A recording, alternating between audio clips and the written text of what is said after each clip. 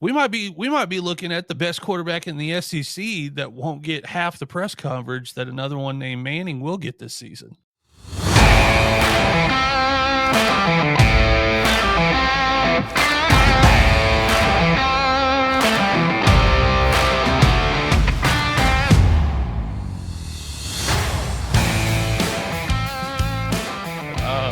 Welcome to the Waterboys College Football Show. Strez popping an A&W Zero Sugar. Steve got the Cubs game on while we're recording. So that's right. I got in the lobby early and I forgot that I had my mic on.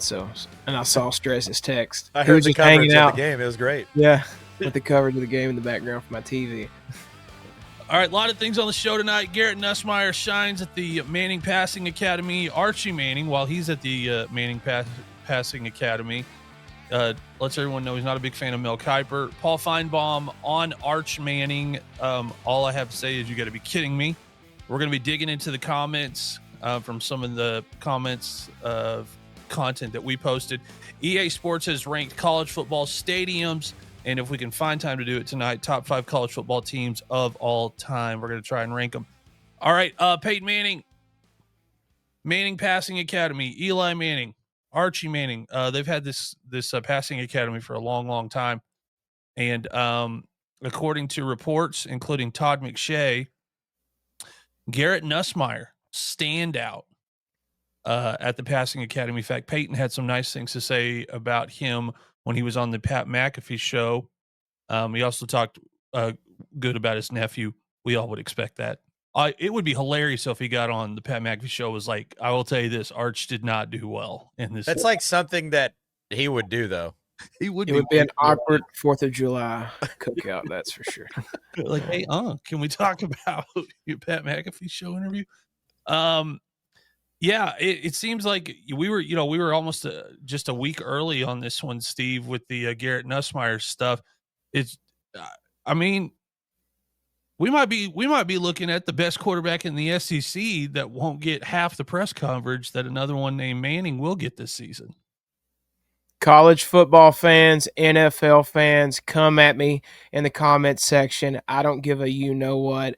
LSU is pumping out prime NFL quarterbacks. I've been saying it almost every episode. Joe Burrow, Jaden Daniels, Nussmeier. He's next. Let's go, baby. LSU is just their coaching, their development, especially at the quarterback position. I'm telling you, it just translates great. The way I least like it in the NFL. They can use their legs. They can also be pocket passers. They're being smart with themselves. So, yeah. He's on his way. You like baseball? Nussmeier, you on deck. He throws such a good ball, too. Like, that's the thing about Garrett. Like, you go back and watch the tape from last season, and he is just very accurate, spins it well. And it's always where it needs to be. And so, like, I'm not shocked that he would perform this well at routes on air, right? At the passing academy. Like, that makes sense, right? If you are probably the most NFL ready quarterback of this coming draft class, if you are that person, I would expect you to look like a shining star at the passing academy, because you've got, I mean, you don't have a defense running at you. You're not playing against, you're not playing in a stadium of 90,000 people. You should be able to be perfect, essentially. Yeah, no, I 100% agree. I think, he's gonna have plenty of time to shine under the lights this season. They've got some big games that they're going to be in.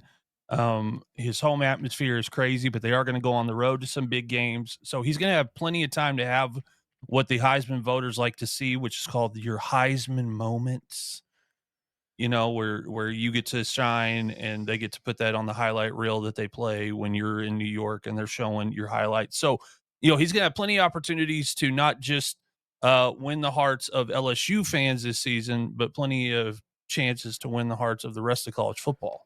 Man, that week 1 matchup at Clemson is looking real fun right now, especially with Cade Klubnik, Garrett Nusmire. Like, that's going to be a fun game to watch. It's a primetime, 6:30 on ABC. Well, and what did 6:30 Central. What did we learn this week? There are a lot more Clemson fans that really like their quarterback than we initially thought when we put out content about it. They had a lot of things to say in the comments. That is very true. So I think that's probably indicative of Clemson fans in general going into the season. They don't feel like they're being taken seriously. They don't feel like their quarterback is being taken seriously. So they have probably got that, highlighted on their schedule on the refrigerator of, man, LSU comes here, Garrett Nusmire is getting all of this talk nationally, and we want to show them what we can do at Memorial Stadium. So it's going to be a great. I mean, week one's got a lot of good games. It that does. One right there is now for me turning into must watch. Yeah. Oh, absolutely. It's going to be rocking. It's in 60 days. That's right. Crazy. August 30th, 60 days from right now. Saturday. The time we're recording this. Crazy. That's insane. Speaking of Manning Passing Academy, Archie Manning, the patriarch of the Manning family, he knows a thing or two about playing quarterback, and he's seen a lot of quarterbacks, not just the ones he played with, not just his sons, but, he's had that Manning Passing Academy forever. Any quarterback who's worth his salt has come through that thing. We learned through a little video that I'll make sure we figure out how to put in this edit. He is not a Mel Kiper fan, and in fact, gave a glowing recommendation that everyone should listen to Todd McShay when it comes to quarterbacks, and that Todd McShay has been putting his quarterback list together of quarterbacks he should invite to the academy for years, leaving me asking, why do we still have Mel Kiper on television? I am a vocal critic of Mel Kiper. I have been for years. And he's literally like a groundhog. He comes out once a year and doesn't know what he's talking about. Punxsutawney Phil gets it wrong all the time, and so does Mel Kiper. Like it's embarrassing at this point. Him and that hair is consistent though. That's true. It's been the same since he came out the womb. I think his hairs look like that. Yeah. And shout out to McShay because his podcast is great. It is great. Speaks very candidly about college football and NFL, and he knows what he's doing. So I think it's funny. I also love that you get to reach a certain age where you get to say stuff and no one is going to get mad at you. And Archie is at that age where people are there. Like, well, Archie said it. I love it. And what are you gonna say to Arch's grandpa? Yeah, what are you gonna say to Peyton and Eli's dad? Like, maybe he created 3 D1 college football king. 3, yeah. According to Peyton and Eli, the best Manning is the one that had the health problems and couldn't play Division I football. But they all said, "Hey, our brother Cooper Manning is the best athlete in the family." So those genes are wide receiver, right? He played wide receiver. Yeah. With Peyton, the Manning to Manning hookup. That would have been fun to watch at high school. Fun Friday nights. There you go. We're going to keep on the Arch thing and talk about someone else that I wish would get off TV. Paul Finebaum. So, Paul Finebaum, Arch Manning is the best college quarterback we have seen since Tim Tebow entered the scene in 2006. Would he say that if Texas wasn't a part of the SEC? Absolutely not. Exactly. We all know the answer to that. We all watched Joe Burrow throw 1,000 touchdown passes in one season. Yeah. How in the world is Paul? I'm just like, I don't know that clip that this soundbite came from was like the ultimate glazing I've ever seen of a college football player in my life. And I've been a adamant watcher of college football and college football coverage for almost 25 years at this point, ever since I had a memory when I was 6, right? And I've never seen anything like that. Unbelievable. How many snaps has Arch taken? 112? We need to upgrade. Yeah. We need to. I've been an SEC man my whole life, especially been a UK fan. And it's just, at this point, it's almost like watching a paid actor for SEC. And it's like, man, come on, go to the Pac-12 or something. Somebody, ACC, take Paul Finebaum, please. Take your place. Like, give me somebody like a Pat McAfee or somebody like that. Yeah, they would thrive on SEC Network. Like, Paul, man, like, what are we doing? I do have a question. Do you think Paul Finebaum only said since Tim Tebow because he's going to have to sit next to Tim Tebow at SEC pregames? I wouldn't doubt it. I mean, like Tim Tebow's the kind of guy that would like probably not care about something like that because he knows, like, dude, they put a statue up before I even graduated. Yeah, let's relax. Well, and I mean, I'm not an Arch hater. Like, I can go through X, Y, and Z why I think Arch is going to be okay, but to go ahead and call something that bold, when he's not proven himself yet, that's just a little much. Well, and I understand, we do put Tim Tebow up on a pedestal, as we should. Yeah. Okay. And I watched that game in 08 where my Sooners figured out stopping him's real hard. So this is what we're going to do. I'm going to give you some names. You guys tell me either this quarterback or Arch. Okay. RG3 at Baylor. RG3, he won a Heisman. I mean, yeah. All right. Steve, Marcus Mariota or Arch Manning? He did good up in Washington, too. Yeah. Probably take Mariota. Strez, Lamar Jackson or Arch Manning? That's not even a conversation. They retired his number at Louisville like his sophomore year in the NFL. Lamar Jackson was the best quarterback in the NFL last season. Okay. Steve, Kyler Murray at Oklahoma or Arch Manning? Yeah. I mean, Kyler's a baller. All right. Here you get Stress. And remember this guy's college career. Deshaun Watson at Clemson or Arch Manning? I can't believe you're going to make me talk about this guy. How dare you, first off. So I said, but also, career. Man, those Clemson teams were really good. Yeah. With Deshaun Watson. I would take Deshaun Watson in college. So we're going to take Joe Burrow and Tim Tebow off the thing. I think we can both agree he's not better than either of those. Landslide. All right. Steve, Vince Young at Texas or Arch Manning? I mean, definitely Vince. I'm crazy, but not that crazy. All right, Strez, Cam Newton at Auburn or Arch Manning? That was some of the funnest college football I've ever seen when Cam was at Auburn. And I'll just say this, and I will not be unbiased about it. On his best day, Arch Manning is not the football player Baker Mayfield was at the college level. Especially that last season. Yeah. Which if you give him one more drive, they're playing in the national championship. Yeah. And I will say here, the thing is with all of these quarterbacks that we just listed, we have the benefit of hindsight with their college careers, right? Arch played like maybe 20 snaps his true freshman year and then came in like situational stuff, had 2 starts. Was it just 2? Was it 3? Last year when Quinn Ewers was hurt? Yeah. He had a couple starts. And so this is the first year that he's going to have the reins. Like he's going to this is his offense. So maybe we have this conversation again in January. But right now, the fact that Paul Finebaum is comfortable enough saying this thing on national television is absurd.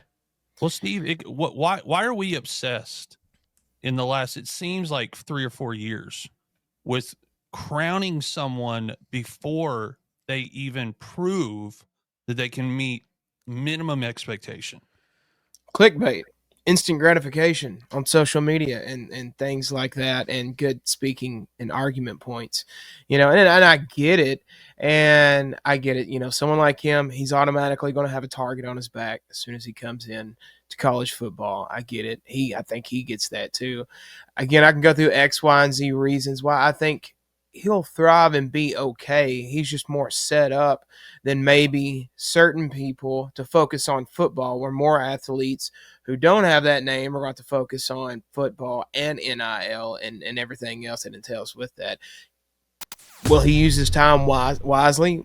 We'll see. That's up to him. It's up to him because he's got everything in front of him laid out to succeed if he's willing to work for it. But I feel like people like Paul Finebaum, they're just grasping at hot topic clickbait straws here, and specifically because of his last name. And yeah, you just see it more in this day and age because it's easy just to throw a label on someone so young like that. Like Shedeur Sanders, is he better than X, Y, and Z? There's going to be a lot of that his freshman year. Into the NFL, he's going to do better than X, Y, and Z. You're going to get a lot of crazy takes like that, and I get it. It's clickbait. That's my opinion. Yeah, it really is. And here's a take for you. I would take Bo Nix any year in college over Arch Manning, what we've seen from him so far. Especially Bo Nix's last season at Auburn or Oregon. Most accurate passer in college football history. Yeah. Well, so let me ask you this. What expectations would Arch Manning have to meet to be in the same, grouping with Baker Mayfield, Cam Newton, Vince Young, Joe Burrow, Deshaun Watson, Kyler Murray, Lamar Jackson, Marcus Mariota, Robert Griffin III? What would he have to do to get into that conversation? A Heisman Trophy. Play a full college career. Something we have to compare it to. At the very least, I think he would have to do what Quinn Ewers did last year. Win the SEC, make it to the semifinals of the college football playoff or further. I feel like that's the bare minimum, but every single one of those guys that you listed beat Oklahoma, won a Heisman. All those important games. Deshaun didn't win a Heisman. All the rest of them did. Yeah, and some of them ran away with the Heisman. It like landslide Heisman victories. Not like the last couple of years where it's like, who's going to win that? Who does anybody deserve to win the Heisman? Right. It was landslide Heisman victories. Speaking of some of the content that we've been putting out, because we've kudos to us, pat on the back. We have put out a lot of content this week. New segment we're calling Digging Into the Comments. This came from a YouTube comment originally. Don't worry about it, 8230. When we put out our video about, that's a great name, by the way. Don't worry about it. Don't worry about it. Don't worry about it. We put our thing out about Sellers. He said, Sellers will not be a bust, but his hype is way too much. Think of him like Malik Willis. And when that comment came through, I immediately said that is a unbelievable comp. Because if he could just be Malik Willis at the college level, that's a pretty dang good college career. And if you're playing Malik Willis level football in the SEC, probably doing some pretty good stuff. Yeah, and they're doubling down. I think they've made some good investments around him. He's coming back to South Carolina. They could potentially be a dark horse. I'm calling it now. I've already called it, and to make the playoffs. And the kid's got legs. He's got smarts. Team's going to rally around him. They're excited about this upcoming season. They're going to be fun to watch. And he's a big body. He's a big kid. So, he's going to take a lot of punishment with the big SEC defenses, and I think he can do it. When we dug into the comments a little bit, we noticed this over and over and over on our initial video about Arch Manning maybe being a little bit overhyped. And why did they play Arch Manning ahead of Quinn Ewers, who was a very low draft pick, if Arch Manning is the guy? And one guy said, let's see, Sir SER. Jared with obviously his profile pic, he's a Texas fan. Tebow sat behind Chris Leak, who went undrafted. What are you doing? This is a dumb take, and we probably got 15 comments like this. There was a bunch of these. We are in a different era of college football, people. Yeah. And last season, Arch Manning was not a true freshman. Right. The year that Tim Tebow sat behind Chris Leak, he was a true freshman and still had like 100 carries. And they were one game away from going to the big dance. It is not that like that. That is not a comparison that anybody needs to be making. Arch Manning was in his second season at Texas and still sitting behind a 7th-round quarterback. And what would have been Tim's option? For those of you that watch this clapback to this comment, you have to remember that up till like a few years ago, guys didn't have any choice but to sit behind whoever's there. There was no automatic transfer. If you tried to transfer, you were going to sit. So you had to. If Tim had been in this era and had wanted to play somewhere, and Urban had said, you got to sit behind Chris, who knows if Tim stays at Florida? You know why I know this? Because one Cam Newton originally committed to Mississippi State. And when he got word he was going to have to sit behind somebody, he went to Auburn. Yeah. So it doesn't matter who you're playing. The best player should play at the position. I don't want to hear about loyalty. I don't want to hear about, well, they owed it to Quinn. None of that take makes any sense at all. If Arch Manning was the best quarterback on the roster, he should have been starting. If Arch Manning is the best quarterback we have seen since 2006 when Tim Tebow entered the league, he should have been starting over Quinn Ewers, who was drafted in the 7th round of the 2025 NFL draft. That's the only logical response to this comment. I mean, it makes no sense. We are not saying that Arch isn't good. What we're saying is that if he is the second coming, if he is like his uncles and he is going to light up college football, why did he not play last year? As a sophomore, not as a true freshman, everybody. It was his second year at Texas. And this is going to be his 3rd year at Texas. And the games he played in, Steve, he looked good. Yeah. Just, not enough experience, obviously. And he's going to get that this year. I think he'll be fine. If he's smart, he will use all of this and galvanize himself with it and with the team. But yeah, comment sections, Paul Finebaum, y'all be wild. Yeah, what is going on? Arch, if you're watching this, we like you. You need to have a good season starting in week 2, okay? We will be your biggest fan. Starting in week 2. I will be your biggest fan after week 1. There you go. Leave my Buckeyes alone, and we'll be good, okay? Hey, Aaron, are you a little bit nervous, though, of that Texas defense? This is a wild stat that I heard yesterday. Oklahoma's offensive line allowed 50 sacks last season.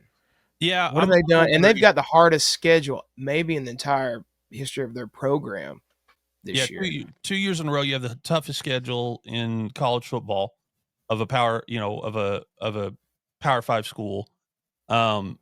Offensive line was not only not healthy, but not good. So that hurts you a little bit. Offensive line, from what I'm hearing inside the facilities, looks better. But here's what I will say.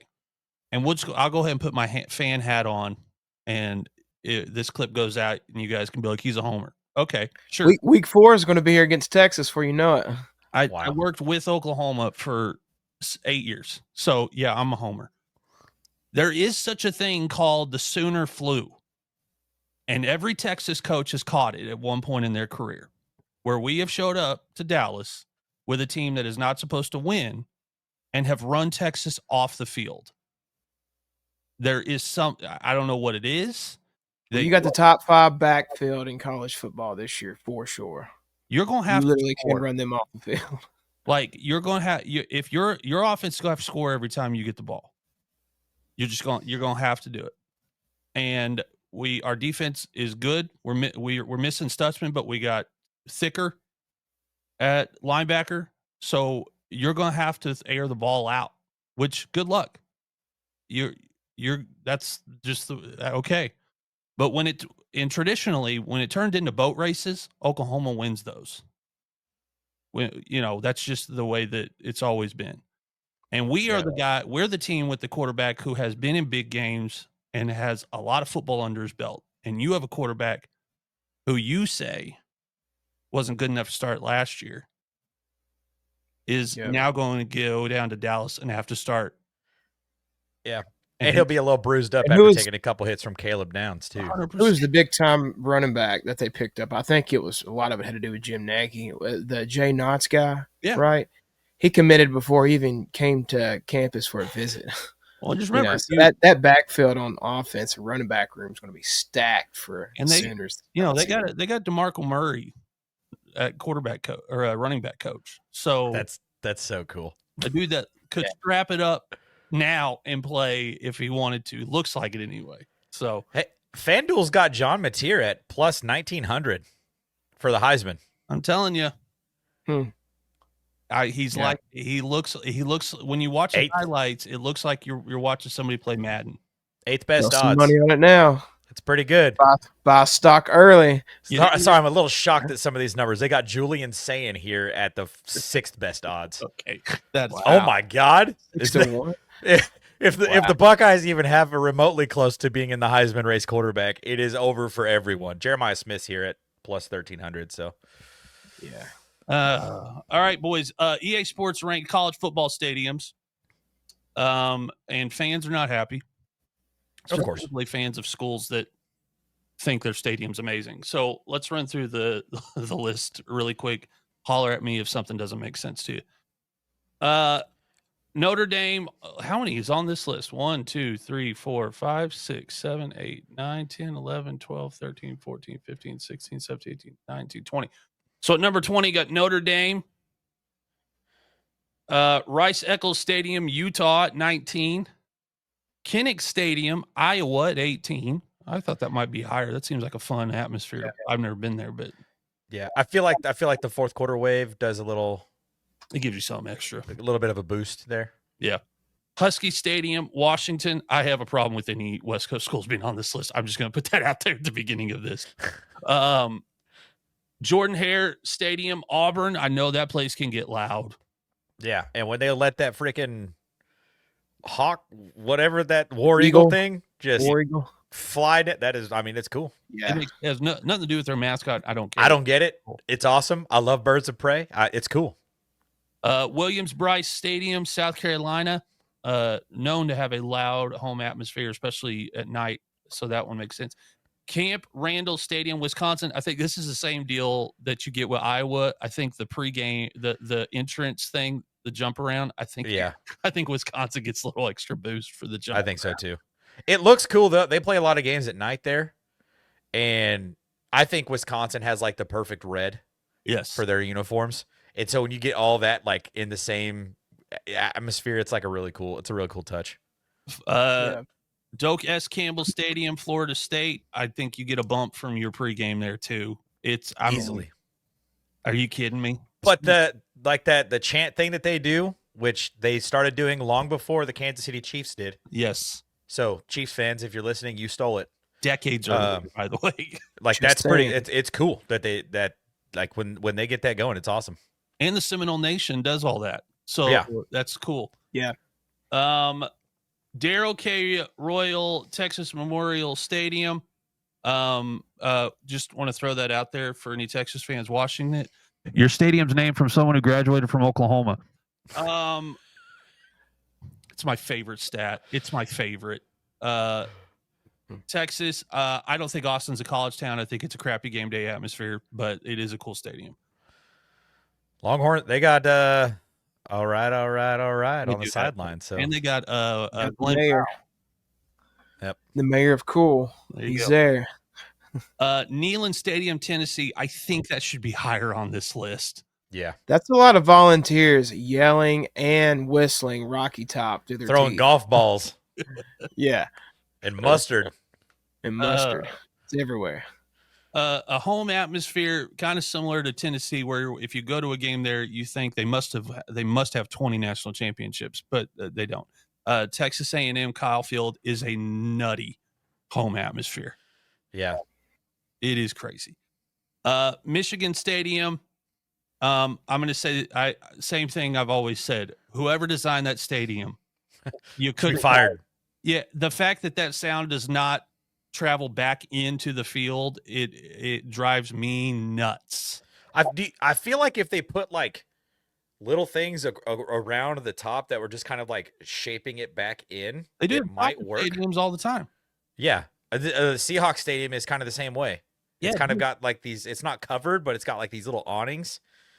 Just something. Don't listen to me though. You guys don't need any freaking help. You guys need some ethics classes. Oregon's stadium, that should not even be on this list. Yeah, what is that doing there? Come on.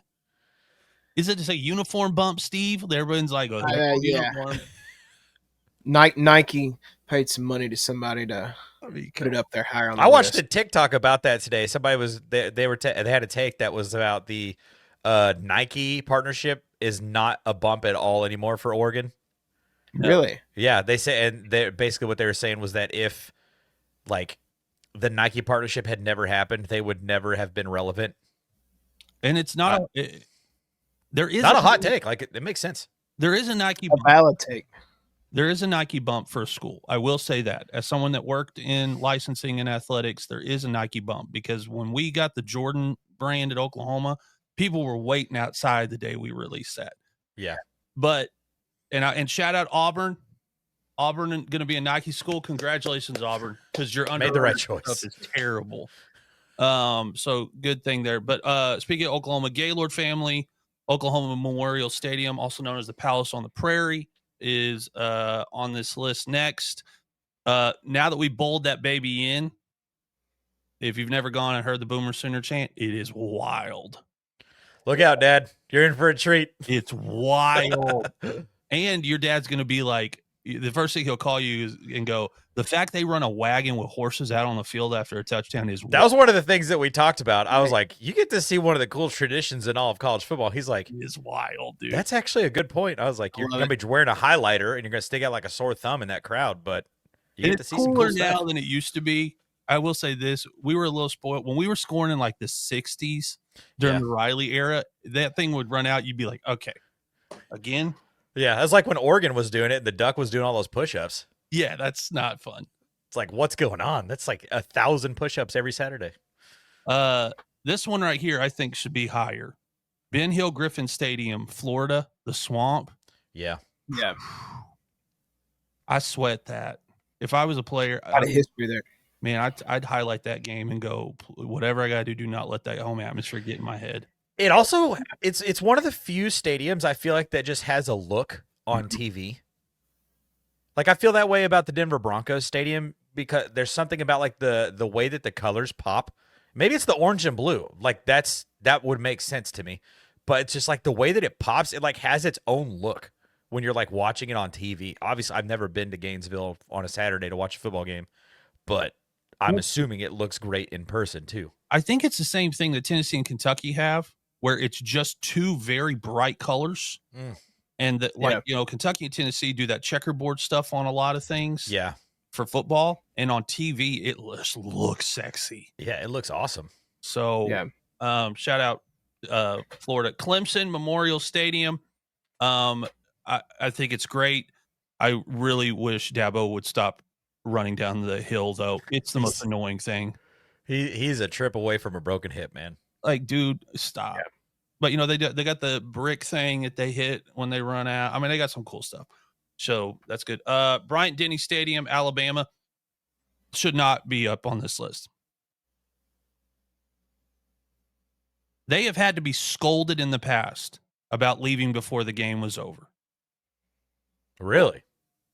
And they have had problems in the past. Alabama fans, if you're going to be honest with yourselves, you have had problems in the past about people not showing up for games that against lesser opponents, like out of conference games and things. It's more like a business. During the Saban years, it was like they were going to a business meeting because they knew they were going to thump the living crap out of people. That's true. They show up in their like suits and dresses. Yeah, it's more of a business meeting.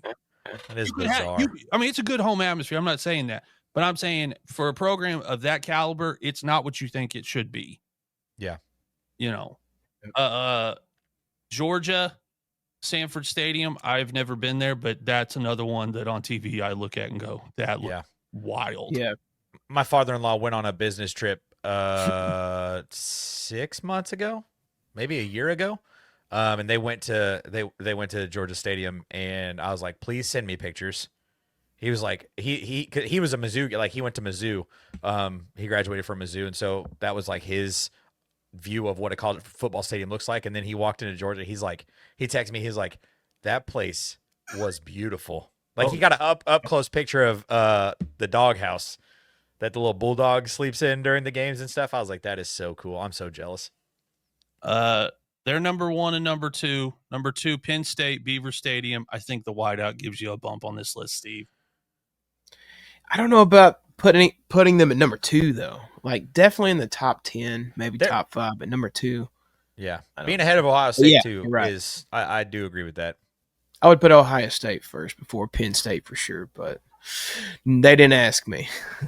But the number 1, and I don't think there should be any arguments from anyone in any comments when we release this, LSU Tiger Stadium is the greatest. I think it's the greatest atmosphere in sports, not just college football.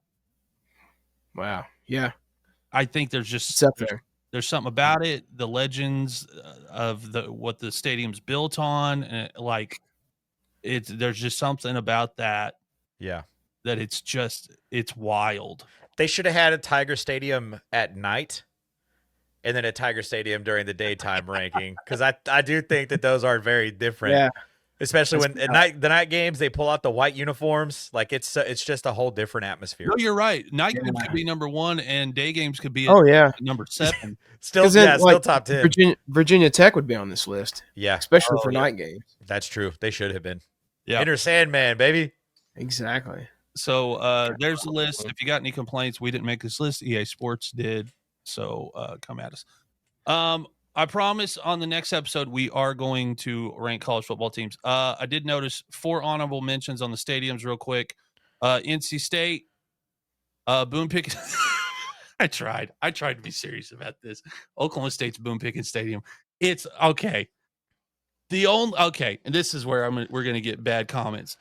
The fact that they have that stick and the fans at the end of the front row slap the thing, it's so stupid. It looks fun.